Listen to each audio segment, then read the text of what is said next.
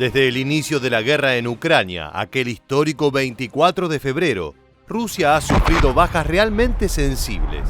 Lo que parecía un trámite sencillo se transformó en una pesadilla para el Kremlin. Más allá de las grandes victorias en Mariupol y Kharkov, cientos de tanques, aviones de combate, blindados y otros armamentos rusos han sido destruidos por los milicianos locales.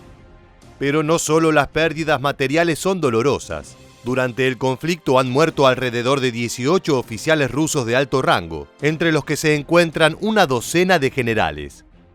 La tasa de mortalidad entre oficiales rusos es la más alta de la que se tenga registro desde la Segunda Guerra Mundial. Con números así, es lógico que crezca la desconfianza entre las tropas invasoras. En este video conoceremos algunos de los nombres que integran esa lista negra, así como los factores que transforman al generalato en una profesión de riesgo en Ucrania. El 28 de febrero, apenas 4 días después del comienzo de las hostilidades, llegó a Moscú la primera mala noticia. La muerte del mayor general Andrei Sukhovetsky fue el inicio de una serie de bajas realmente importantes. Sukhovetsky fue comandante general de la 7ª División Aerotransportada y subcomandante del 41º Ejército de Armas Combinadas. Probablemente sea el funcionario ruso de mayor rango e importancia caído desde el inicio de la invasión. Era muy conocido dentro del mundo militar por su trayectoria y su participación en la guerra de Siria, además de su puesto como comandante de la Fuerza Especial Spetsnaz. Su muerte supuso un golpe durísimo para las tropas de primera línea. Desde Moscú confirmaron que Andrei fue abatido por un francotirador y se trató de la primera muerte de un oficial ruso a manos de ucranianos desde el deceso de Nikolai Batutin en 1944. El 6 de marzo se sumó a la lista negra el teniente coronel Denis Glebov. Era el comandante adjunto de la 11ª Brigada de Asalto Aerotransportado y tenía un perfil bajo pese a su rango militar. Al momento se desconocen las causas de su muerte. Al día siguiente se registró la muerte de Vitaly Gerasimov, el primer subcomandante del 41º Ejército ruso, siendo también el segundo de los generales del equipo del presidente Putin en fallecer durante las operaciones. Gerasimov era un hombre de amplia experiencia que había participado tanto en la guerra de Chechenia como en el conflicto sirio. Nuevamente la tranquilidad duró poco. El 15 de marzo se confirmó la muerte del general Oleg Mitiaev, fallecido mientras intentaba una incursión en Mariupol junto con una unidad de las Fuerzas Especiales rusas. El Ministerio de Defensa de Ucrania difundió imágenes donde se ve el cadáver de Mitiaev, pero pese a ello, Moscú no se pronunció al respecto. Para poner en perspectiva la importancia de Mitiaev, él estaba a cargo de la 150ª División de Fusileros Motorizados que dirigía desde 2020 en Rostov. Tuvo una gran participación en el conflicto sirio y estuvo al mando de una base militar rusa en Tayikistán.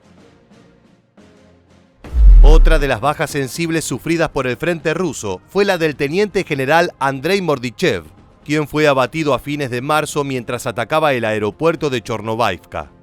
Las fuerzas ucranianas lo geolocalizaron luego de que el teniente general recibiese una llamada telefónica. Esta falla en las comunicaciones parece ser un factor común en los asesinatos, algo que exploraremos más adelante. Mordichev era comandante del 8º Ejército del Distrito Militar del Sur y uno de los principales colaboradores de Vladimir Putin, por lo que su muerte fue un duro golpe a la organización militar rusa. El ejército ucraniano reveló la información, publicando una imagen en la que aparece el general ruso tachado. Estas son solo algunas de las bajas más importantes que sufrió Rusia durante el primer tramo de su invasión. Todos oficiales de alto rango y con gran importancia dentro de la estructura bélica del Kremlin. La pregunta es, ¿por qué caen como moscas los oficiales rusos en Ucrania? Las causas pueden encontrarse en la doctrina militar rusa, fuertemente enraizada en su pasado soviético. Los generales suelen liderar a las fuerzas en el frente de batalla, usualmente en la primera línea. Están allí para dar ejemplo y hacer cumplir sus órdenes. Hay que tener en cuenta que gran parte de los soldados rusos en primera línea son jóvenes inexpertos, no del todo convencidos de la guerra en Ucrania. Los generales deben estar en el ojo de la tormenta para evitar problemas disciplinarios como reclutas saqueando negocios o entrando en hogares ucranianos para robar comida. Esto contrasta fuertemente con la doctrina norteamericana, en la que los oficiales de alto rango operan mayormente en la retaguardia. Las decisiones sobre el terreno y liderazgo son dictadas por oficiales subalternos que están en constante comunicación con sus superiores. Desde Vietnam, muy pocos altos mandos norteamericanos han fallecido en combate. El último fue el mayor general Harold Greene, quien fue baleado por un soldado afgano en 2014. Antes de continuar, ¿qué estrategia de liderazgo crees que es mejor, la norteamericana o la rusa? Déjanos tu respuesta en la caja de comentarios. La presión y el tipo de combate urbano que se vio en las primeras semanas son un caldo de cultivo peligroso para las figuras de relieve. Sus cabezas no tienen precio, pero sí un valor incalculable para los milicianos locales. Otra falencia muy grave es la falta de seguridad en las comunicaciones militares. Gracias a la colaboración de la OTAN, la inteligencia ucraniana ha escuchado numerosas conversaciones, lo que les permitió localizar la posición de objetivos de gran importancia. Si bien desde Washington no especifican hasta qué punto llega la cooperación táctica, es evidente que un ejército diezmado como el ucraniano no podría emprender por sí solo tales tareas de inteligencia.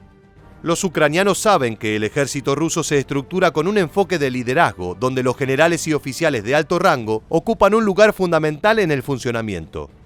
El asesinato de líderes se transformó en toda una estrategia militar en el bando ucraniano, empleando la tecnología y la información brindada por la OTAN.